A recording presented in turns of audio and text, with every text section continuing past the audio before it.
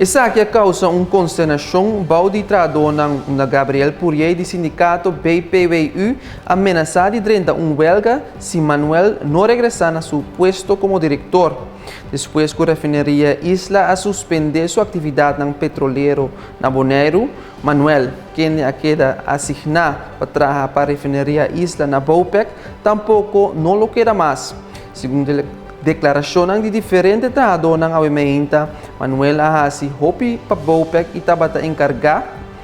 com vários projetos para garantir suministro de combustível ribanos Isla. Trabalhadores teme com a saída de Manuel ng PAN também está na peligro e não tem confiança em Rinaldo Pinto, quem a reemplaçar Manuel. Segundo informação, essa aqui estava conhecida foi 7 de janeiro, mas essa aqui não a queda anunciada e tradona durante a reunião de março último com Fabiola Claudia Bes, gerência de Bopec.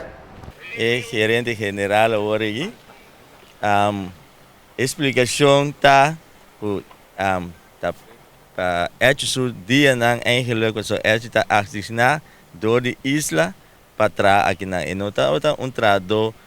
de Bopec estava ta asignado de isla. Então su temporada acaba do que isla também a será que mendi em trado de Bopec de trado de isla. Solamente quando visa por PDVSA me será pensa mais para mim para fazer trado de Bopec para mim que chega assim na leu. Não se bisa nang que se hecho não bem não são da 30 hecho bisa e não ta queda so já com a rechace uma vez que na rechazado minha vai passo se um bom trabalho de condição aí pero não se queda para arriba tá que nós que mira hecho back no puesto então agora aqui nang a vai reunir trobe depois para não ter contato com Venezuela papel hecho pinto com Gina vai reunir trobe para não wak que com não pode negociar para tocar hecho queda pero não tem hecho mesmo bisa também é porque queda pero não tem a posição de diretor pero é porque queda para ajudar acabar projeto não que costa não tem para aqui na agora que não vai reunir então vez que não pede para tu trado passa parte para tem delante garagem aí